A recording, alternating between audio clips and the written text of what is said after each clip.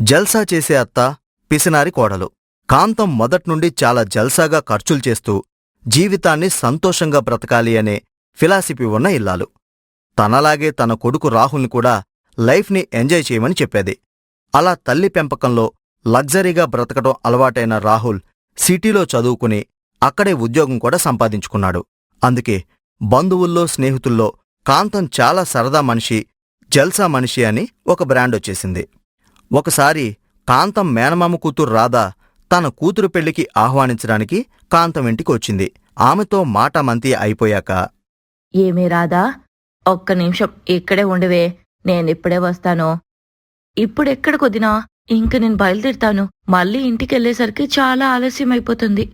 ఏం ఆలస్యం అవ్వదు కానీ, నేను కారులో పంపుతానులే కాని, ఇప్పుడే వస్తాను, 2 నిమిషాలాగు అంటూ తమ గదిలోకి వెళ్లి 2 నిమిషాలకి బయటకొచ్చింది. వస్తూ తన చేతిలో ఒక జ్యువెలరీ బాక్స్తో వచ్చింది. ఆ బాక్సుని రాధకిస్తూ, ఇదిగోనే రాధా, ఈ నెక్లెస్ నేను 2 ఏళ్ల క్రితం తీసుకున్నాను. ఇప్పటికీ ఒక 2 సార్లేమో వేసుకుంటానంతే. కాని వేసుకున్న ప్రతిసారి మీ అన్నయ్య నన్ను బాగా ఆట పట్టిస్తున్నారే. నువ్వేమైనా కుర్రదానివనుకున్నావా అలాంటి డిజైన్లు వేసుకుంటున్నావు అని? అందుకే అప్పటినుండి పక్కకి పెట్టేశాను. నిజంగానే ఎవరైనా కుర్రపిల్లలు వేసుకుంటే చాలా బాగుంటుందే ఇది. అందుకే నీ కూతురికి ఇది నా గిఫ్ట్ అనుకో. ఇది తీసుకెళ్లి దానికివ్వు, అత్తిచ్చిందని చెప్పు. అయ్యో, ఇదేదో ఖరీదైన నగలా ఉంది. వద్దు వదినా, దానికెందుకులే, ఉండని. మనకి ఉపయోగపడనిది ఎంత ఖరీదైతే మాత్రమో ఏంటి ఉపయోగం చెప్పు? అలా అని వాడనివి ఇనప పెట్టెలో దాచుకుని ఏం లాభము? జీవితమున్నది అనుభవించడానికే. పో, దీన్ని తీసుకెళ్లి నీ కూతురికివ్వు. సరదాగా అదైనా పెట్టుకుంటుంది. ఎలాగో పెళ్లికి బంగారం కొనాలి కదా మీరైనా.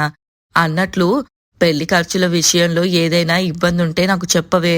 ఇంకో విషయం, మీ ఆయన అసలే కాస్త పీసినారి. పెళ్లిలో భోజనాల దగ్గర తన పీసినారితనం చూపించకుండా చూసుకో. తిండి విషయంలో పీసినారితనం చూపిస్తే చాలా చిరాగ్గా ఉంటుంది అంటూ ఒక పక్క తన పెద్ద మనసును చాటుకుంటూ మరోపక్క జీవితాన్ని ఎంత జల్సాగా చూస్తుందో అర్థమయ్యేలా ఆ ఖరీదైన నగని ఇచ్చి పంపింది. ఈ విధంగా పెట్టే విషయంలో కాని, తను బ్రతికే విషయంలో కాని జల్సా మిస్ అవ్వకుండా చూసుకునేది జల్సా కాంతం. అలాంటి కాంతం కొడుకు ఒక్కసారిగా పిడుగుపాటులాంటి పనిచేసుకునొచ్చాడు. తన తల్లిదండ్రులకి తెలియకుండా సిటీలో తను ప్రేమించిన అమ్మాయి ప్రియని పెళ్లి చేసుకుని వచ్చేశాడు. కొడుకుని కోడల్ని అలా చూసి కాంతం షాక్ అయింది. నన్ను క్షమించమ్మా, తన పేరు ప్రియా. నాకు చాలా రోజులుగా సిటీలో పరిచయం. మీకు చెప్పి పెళ్లి చేసుకుందామనుకున్నాను, కాని అనుకోకుండా మీకు చెప్పకుండానే పెళ్లి చేసుకోవాల్సొచ్చింది. ఈ పని మిమ్మల్ని బాధ పెడుతుందని తెలుసు, కాని నాకు వేరే దారిలేదమ్మా. సరేలేరా, అయిపోయిందిగా, అమ్మాయిని తీసుకొని లోపలికిరా అన్నాడు. కాంతంకి మాత్రం మనసులో చాలా బాధుంది. ఎందుకంటే చిన్న చిన్న విషయాలే చాలా లావిష్గా ఉండాలనుకునే తను ఇంక తన కొడుకు పెళ్లి ఇంకెంత జల్సాగా చేయాలనుకుంటుందో కదా. అందుకే కొడుకు చెప్పా పెట్టకుండా పెళ్లి చేసుకున్నందుకు కాదు కాని, ఏ ఆడంబరం లేకుండా చేసుకొచ్చినందుకే కాంతం తెగ ఫీలైంది. మొత్తానికి కొడుకు చేసిన పనికి జల్సా కాంతం 2 రోజులకి కుదురుకుంది. తన కొత్త కోడల్ని తమతో కలుపుకోవాలనుకుంది. కాని తన కోడలు పిసినారి కోడలని తెలియదు ఆ అత్తగారికి. అమ్మాయి ప్రియా, నువ్వంట బాగా చేస్తావని అబ్బాయి చెప్పాడు. నీ చేత్తో ఇవాళ ఏమైనా స్పెషల్ చేయగలవా అమ్మా? సరే, నేను ఇది అది అని కాదత్తయ్యా, అన్ని రకాలు చేస్తాను. మీకు ఏం తినాలనుందో చెప్పండి, చేసి పెడతాను అనడంతో తన పిసినారి కోడలు చాలా పెద్ద చెఫ్ అనుకుని జల్సా అత్త ఒక పెద్ద లిస్టు చెప్పింది. దానితో పిసినారి కోడలు ఏం వండుతుందా అని జల్సా అత్తగారు కాంతం ఎదురుచూస్తూండగా కోడలు గంట తర్వాత వంట రెడీ అని చెప్పింది. తీరా అక్కడికి వెళ్లి చూస్తే చింతపండు రసం దండిగా ఒక గిన్నెలో తీసుకొచ్చింది. మిగిలిన కూరగాయల్లో చిన్న చిన్న బౌల్స్లో కట్ చేసుకుని ఆ పచ్చి కూరగాయల్నే తీసుకొచ్చి పెట్టింది. అదంతా చూసిన కాంతం, అమ్మాయి, వంటలు ఇరగదీస్తావనుకుంటే ఇలా పచ్చి కూరగాయలు పట్టుకొచ్చావు, అది కూడా ఇలా చిన్న చిన్న బౌల్స్లో తెచ్చావేంటే? అంటే నీకు వంట రాదా? వచ్చత్తయ్యా, ఇప్పుడు బయట ఆయిల్ లెస్ కుకింగ్ ట్రెండ్ నడుస్తుంది కదా, ఆ పద్ధతిలో వండి తెచ్చానివి. ఆయిల్ లేకుండా వంట అదేలాగే. ఆయిల్కి బదులు 2 చెంచాల నీళ్లు పోసి కూరగాయలు వేయించుకోవాలత్తయ్యా. నీళ్లు పోసి వండితే ఉడికించడం అంటారు కాని వేయించడం అన్నారు కదే. అలా అంటే ఏముందిలే అత్తయ్యా, ఇలా నీళ్లతో వండుకున్న వంటల్లో కారాలు ఉప్పులు లేకుండా చేసుకొని తింటే మహా ఆరోగ్యమంట. అందుకే ఇంటి కోడలిగా ఇక నుండి మీ ఆరోగ్యం బాధ్యతలు చూసుకోవాలి కదా, అందుకే ఇలా. అది సరేనే, ఇంట్లో ఫ్రిడ్జ్ నిండా 2 కేజీల కూరగాయలున్నాయి కదా, మరి ఇలా లెక్కలు కట్టినట్టు కొద్ది కొద్దిగా తీసుకొచ్చావేంటి? కూరగాయలు కూడా ఇంట్లో ఉన్నాయి కదా అని వండేసుకుంటామా అత్తయ్య? ఎంత గ్యాస్ వేస్టో చెప్పండి అలా చేస్తే. అందుకే చూస్తూ ఉండండి, ఆ 2 కేజీలు నేను 2 నెలలు రప్పిస్తాను నా వంటలతో. అలా రప్పిస్తే దాన్ని వంట అంటారేంటే? అంటూ తన పిసినారి కోడలు ఇంట్రడక్షన్ ఏంటో తెలిసిపోయింది ఆ జల్సా అత్తకి. ఇంకది మొదలు. ఏదైనా ఆర్భాటంగా జల్సా చేసుకోవాలనే అత్త ప్రతిదీ పిసినారిదానిలాగా గిల్లిగిల్లి చేసే పిసినారి కోడలు రావడంతో కాంతం సంసారంలో తలనొప్పులు మొదలయ్యాయి. ఏంరా రాహుల్, నీ పెళ్ళాం ఇంత పీసినార్దని తెలిసి చేసుకున్నావా దాన్ని? లేదమ్మా, తను అస్తమాను సేవింగ్ అని అది ఇది చెబుతుంటే కాస్త పొదుపు తెలిసిన పిల్లలే అనుకున్నాను. కానీ ఇలా ప్రతిదానికి పిసినారితనం చూపుతుందని నేను ఊహించలేకపోయాను. మనమెలాగో కాస్త ఖర్చు మనుషులం కదా, తను మన ఇంట్లోకొస్తే కాస్త సేవింగ్ తెలుస్తుంది అనుకున్నాను. కానీ ఇది మరీ ఇలా అడుగంటిని గిన్నెల్లో కూడా గీక్కుని తినే పిసినారిదనుకోలేదమ్మా. నేను మోసపోయానమ్మా. ఈ పిల్ల పిసినారిదని తెలియక ప్రేమించి పెళ్లి చేసుకున్నాను. మోసపోయింది నువ్వు కాదు నాయనా, నిన్ను నమ్మి మేం మోసపోయాము. చక్కగా కడుపారా తినాలి, మనసారా బ్రతకాలి అనుకునే నా కొంపకి ఓ పిసినారి పిల్లల్ని పట్టుకొచ్చి ప్రతిరోజు నా కడుపు మాడుస్తున్నావు రా కొడుకా. ఏది చెయ్యమన్నా ఇది వేస్టు అది వేస్టు అంటాదే కాని అడిగిందేది చేసి పెట్టదు.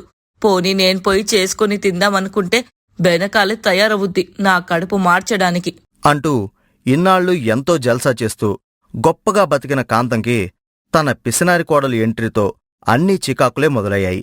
అలా చూస్తూ చూస్తూ జల్సా కాంతం బంధువులకి మిత్రులకి అందరికీ దూరమైపోతూ వచ్చింది.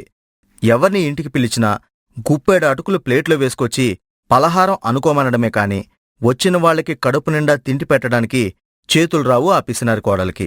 చివరికి కోడలి చేష్టలకి విసిగిపోయిన కాంతం ఒకసారి కొడుకుతో, ఓరే రాహుల్, నువ్వు నీ పెళ్ళాము వేరే కాపురానికి వెళ్ళిపోండిరా. ఈ పిల్ల చేతి వంట పెట్టిదేమో గాని కడుపు కాలిపోతుంది. అందరూ దూరమైపోతున్నారని మనసు రగిలిపోతుంది నాకు. అయ్యయ్యో, అలాంటి పని నేనెప్పుడూ ఒప్పుకోనత్తయ్యా. కోడలొచ్చి తల్లిదండ్రుల నుండి కొడుకుని విడదీసింది అనే చెడ్డ పేరు నాకొద్దు.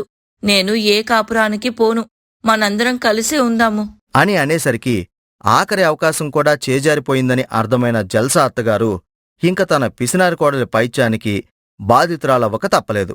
ఆ విధంగా జల్సా చేసే అత్త కొంపలో పిసినారి కోడలు పెట్టిన లెగ్గు వల్ల ఆమె ఆశలన్నీ బుగ్గిపాలైపోయాయి. అత్తాకోడళ్ళు కాంతం కవితలు తమ ఇంటి హాల్లో కూర్చుని కబుర్లు చెప్పుకుంటూ ఉండగా ఊర్నుండి కవిత బాబాయ్ కొడుకు ఆమెకు తమ్ముడైన హడావిడి శ్రీను చేతిలో చీరల కట్టొకటి పట్టుకునొచ్చి, అకా బాగున్నావేంటే? ఏండే అత్తయ్యగారు బాగున్నారా? శ్రీను, మేం బాగున్నాం కాని నువ్వేంట్రా ఇలా చెప్పా పెట్టకుండా వచ్చేశావు? మా అక్కను చూడ్డానికి ఎవరికి చెప్పి రావాలి? సర్లేగాని సూరత్లో మా సుబ్బుగళ్ళాడా? ఆణ్ణి ఓ 100 చీరలు అట్రారా, పండక్కి మా ఆడబిడ్డలకి ఎట్టుకుంటానంటే అట్టుకొచ్చాడు. అదిగో నీకోసం కొన్ని అట్టుకొచ్చాను. ఈట్లో నీకేం నప్పుతాయో 1-2 చీరలు తీసుకోవే. అత్తగారు మీరు కూడా తీసుకోండి, సూరత్ చీరలండే. అంటే ఈ అక్కకి 1-2 చీరలేనా తమ్ముడు? అయ్యి బాబోయ్, నువ్వంత సెంటిమెంట్ పెట్టేకే బాబు. కావాలితే ఈ మొత్తం చీరలు నువ్వే తీసుకో, నీకన్నా ఎక్కువెట్టే బాబు అంటూ తన పేరులో ఉన్న ఆ హడావిడితో ఆ ఇంటిని కాసేపు సందడిగా మార్చేశాడు. అలా చుట్టంగా వచ్చిన శ్రీను కాస్త ఎంగిలి పడినాక, అక్కా ఈ ఊళ్ళో అల్లాబాబ్జీ గారు కొడుకున్నాడు కదా, ఆడేనే నత్తోడు, మనకు మంచి క్లోజింగ్ ఫ్రెండ్ కదా, ఆని చూసిపోదామని వచ్చాను. వత్తా నీకోసం సూరత్ చీరలట్టుకొచ్చాను. సూరత్ చీరలే. అబ్బా తెచ్చావులేరా నువ్వు నీ హడావిడి. సర్లే, నువ్వు ఈ చీరల పనిలో ఉండు, ఈలోపు నేను ఆడి దగ్గరికి వెళ్ళొచ్చేత్తను అంటూ తన పని మీద తను బయటికి వెళ్ళిపోయాడు. ఆ తర్వాత అత్తాకోడళ్ళు ఆ చీరల కట్టను తెరిచి కింద పరుచుకుని ఒక్కో చీర చూసుకుంటూ ఉన్నారు.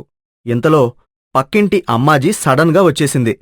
ఆమె అలా వచ్చేసరికి ఆ అత్తాకోడళ్ళకి ఆ చీరలని దాచే అవకాశం కూడా లేదు. ఎందుకంటే ఆ అమ్మాజీకి అంత చీరల పిచ్చి. కాంతం వదినా, ఏంటి నాకు చెప్పకుండా సూరత్ చీరలు అమ్మకం మొదలెట్టేశారా మీ అత్తాకోడళ్ళు? అబ్బే అలాంటిదేం లేదు వదినా. మా కవిత వాళ్ళ తమ్ముడు ఊర్నుండి వస్తా ఓహో ఊరు నుండి వస్తా వస్తా చీరలు తెచ్చాడా? అయ్యో, మీరమ్ముతున్నారా? సరే అయితే నేనొక 2 చీరలు తీసుకుంటాను. ఎంతకిస్తున్నారేంటి? అని ఆ చీరలన్నీ అమ్మకం కోసమని అనుకుని ఆశగా చూస్తూ అడిగేసరికి కోడలు కవితకి మెరుపులాంటి ఆలోచన వచ్చింది. అందుకే బదులివ్వబోతున్న తన అత్తగారిని వారించిన కోడలు, సూరత్ చీరల సంగతి మీకు తెలియదేముందిలే పిన్నిగారు. 100 రూపాయల నుండి 4,000 రూపాయల వరకు ఉంటాయి కదా. ముందు మీకు నచ్చిన చీర తీసుకోండి, రేటప్పుడు మాట్లాడుకుందాము అంటూ ఏదో చుట్టం చూపుగా వస్తూ తెచ్చిన చీరలతో చీరల దుకాణం తెరిచేసింది ఆ కోడలు. తన కోడలు ఒక్కసారిగా తీసుకున్న నిర్ణయం ఏంటో అర్థంకాక కాంతం అలా తెల్లముఖం వేసుకుని చూస్తుంది. కాసేపటికి ఉన్న ఆ కాసిని చీరల్లో అమ్మాజీ 2 చీరలు సెలెక్ట్ చేసుకుని వాటికి రేటు మాట్లాడుకుని, కాసేపాగి ఇంటికొచ్చేయి అమ్మాయి కవిత, ఈ చీరల డబ్బులిచ్చేస్తాను. ఆ మీ దగ్గర డబ్బులెక్కడికి పోతాయి పిన్నిగారు? ఈ మిగిలిన చీరలు కూడా అమ్మకానికే ఉంచాము, ఎవరికైనా కావాలంటే చెప్పండి అంటూ అమ్మాజీని సాగనంపింది. అప్పుడు కాంతం అయోమయంగా, కోడలా, ఏంటే మీ తమ్ముడు ప్రేమగా నీకోసం ఏవో 4 చీరలు తెస్తే నువ్వేంటి ఆ చీరలు అమ్మకానికి పెట్టేశావు? ఏమో అత్తయ్య, ఒక్కసారిగా ఆవిడొచ్చి అడగటంతో అలా అనాలనిపించింది అనేశాను. అయినా మా శ్రీనిగాడికి మంచి మంచి చీరలిప్పించే ఫ్రెండ్స్ చాలామంది ఉన్నారత్తయ్య. అలాంటప్పుడు మనమెందుకు చీరల దుకాణం పెట్టుకోకూడదు? ఆలోచన మంచిదే కాని ఈ ఊర్లో చీరల దుకాణమంటే అంత బాగా సాగుతుందంటావా? నేనెక్కడో విన్నానత్తయ్య. అసలు వ్యాపారంలో నష్టం లేని వ్యాపారం, తక్కువ పెట్టుబడితో చేసే వ్యాపారం ఏంటంటే చీరల వ్యాపారమే అంట. ఎందుకొచ్చిందో నా బుర్రకి దేవుడు ఈ ఆలోచనిచ్చాడు.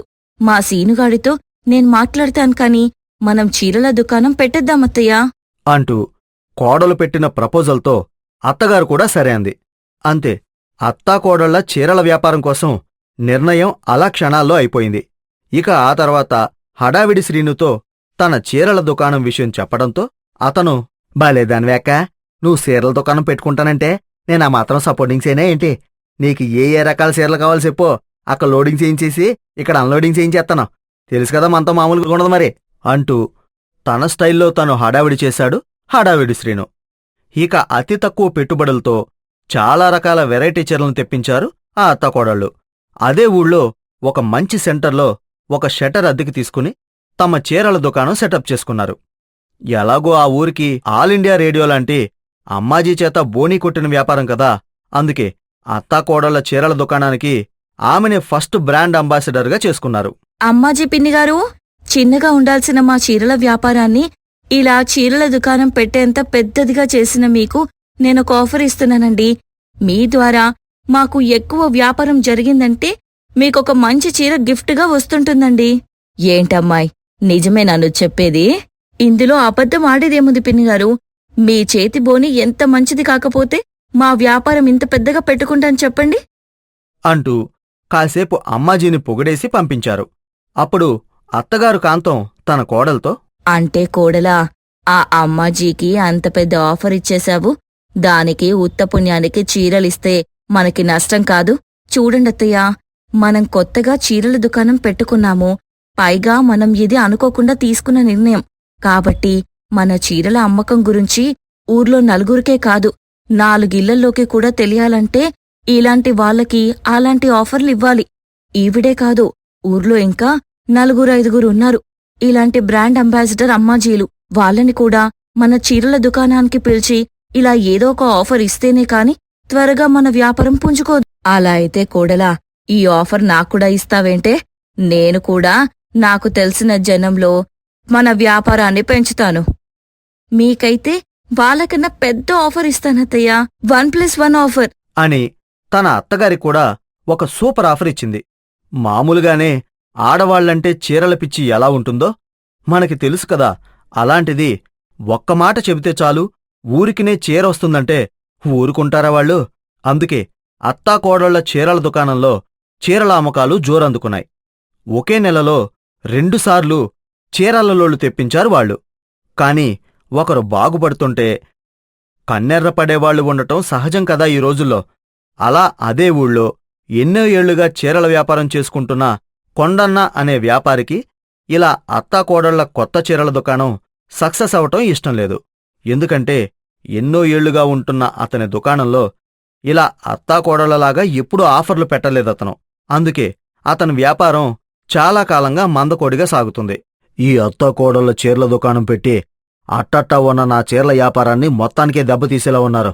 ఎలాగైనా వీళ్ల చేత ఇక్కడ దుకాణం తీయించేయాలి అని కాస్త కన్నింగా ఆలోచించి ఆ ఊరి పెద్ద చేత పర్మిషన్ లేకుండా ఇలా దుకాణం తెరిచి చీరల వ్యాపారం చేసుకోకూడదు అనే వంకేదో పెట్టించి ఆ అత్తాకోడళ్ల చీరల దుకాణాన్ని మూయించేశారు. కాని అప్పటికే చీరల వ్యాపారం జోరు మీదుండటంతో చాలా స్టాకుని ముందే తెప్పించి దుకాణంలో పెట్టించుకున్నారు వాళ్ళు.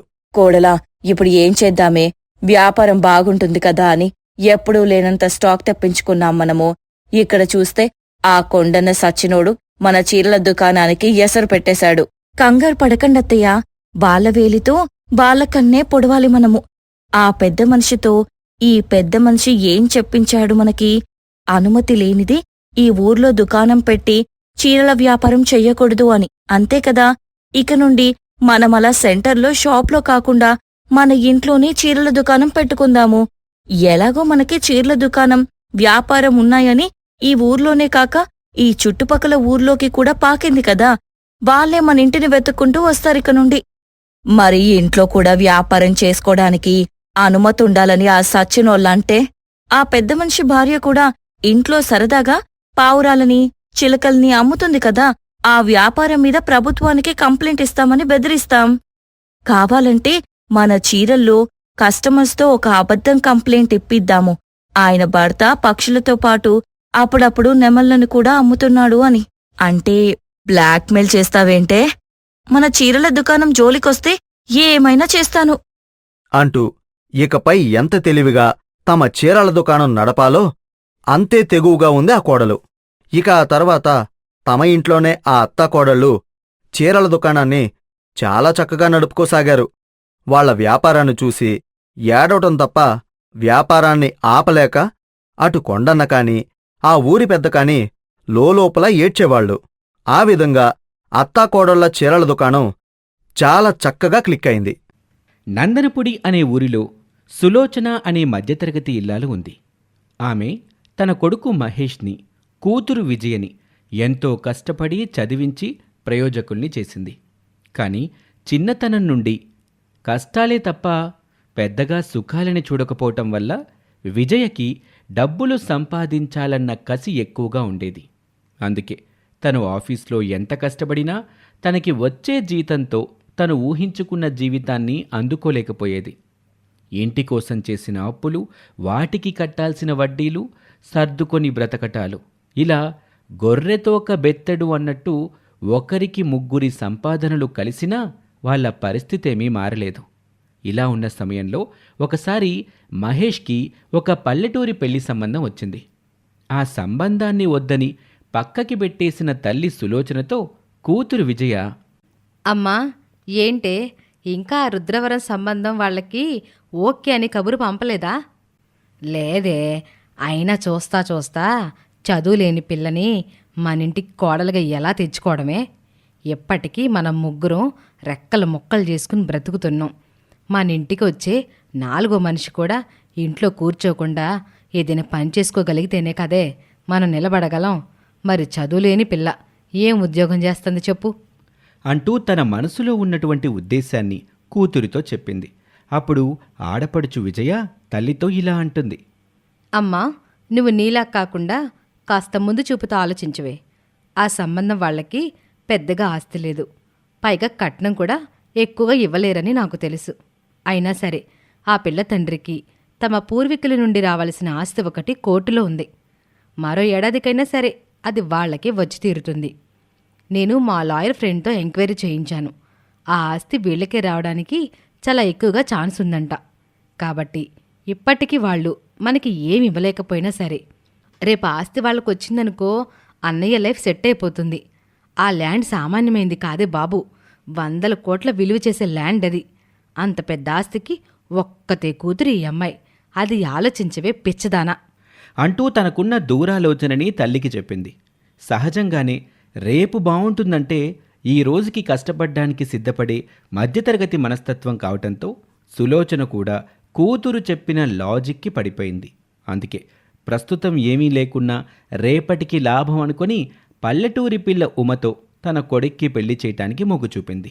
అలా ఉమకి మహేష్కి పెళ్లి జరిగిపోయింది. పేదింటి పిల్ల కావటంతో పెద్దగా కట్నలాంఛనాలేమీ తీసుకురాలేదు ఉమ. అయినా సరే ఇంటి పని వంట పని చకచకా చేసుకుపోయే పిల్ల ఉమ కావటంతో అత్తారింట్లో అత్త ఆడపడుచులకి ఉమ మీద కూడా ఏ కంప్లైంట్సు లేకుండా వాళ్ళ జీవితం చక్కగా సాగుతుంది. ఒకసారి పల్లెటూరి వదిన సిటీ మరదల దగ్గరికొచ్చి, సూడిజియా ఇట్ట అంటున్నానని మరోలా అనుకో మాకు. అయ్యో పర్వాలేదు దినా, అడుగు. మరేట్లేదు జియా, ఈ సిటీలో లాటరీ టికెట్లు అయ్యి ఎక్కడమ్ముతారు? లాటరీనా? ఎందుకొదినా? మరేం లేదులే ఈజియా, చిన్నప్పటి నుంచి కట్టాలే సొత్త పెరిగానేమో నాకు డబ్బులంటే చాలా కోపం. అందుకే ఆ డబ్బులు నేను సచ్చేలోపు సంపాదించాలని. కానీ నాకు చదువు లేదు కదా, అందుకే 50-100 పోగేసి లాటరీలు కొంటాను. తగిలితే దశ తిరిగిపోద్ది కదా, అందుకే అడిగాను అని చెప్పేసరికి తన పల్లెటూరి వదిన కూడా తనలాగే డబ్బుల మీద కోపంతో కసితో ఉందన్న విషయం అప్పుడు అర్థమవుతుంది ఆ సిటీ మరదలకి. ఇక అక్కడి నుంచి ఆ వదిన మరదళ్ళ మధ్య చనువు మరీ పెరిగింది. ఇద్దరూ బాగా దగ్గరయ్యారు. అలా ఒకరోజు పల్లెటూరి వదిన తన పనులు ముగించుకొని ఇంటికి వెళుతూ ఉండగా దారిలో ఓ పిచ్చిది పల్లెటూరి వదిన్ని ఆపి, ఇదిగో పిల్ల, బాగా ఆకలేస్తుంది, ఏదైనా తినటానికి పెట్టు. ఊరికే వద్దులే, నా దగ్గర ఒక మాయా చీరుందిగా, అది నీకు ఇత్తాగా, దాన్ని ఇవాళ కట్టుకో, మళ్ళీ రేపు నాకు ఇచ్చేయి.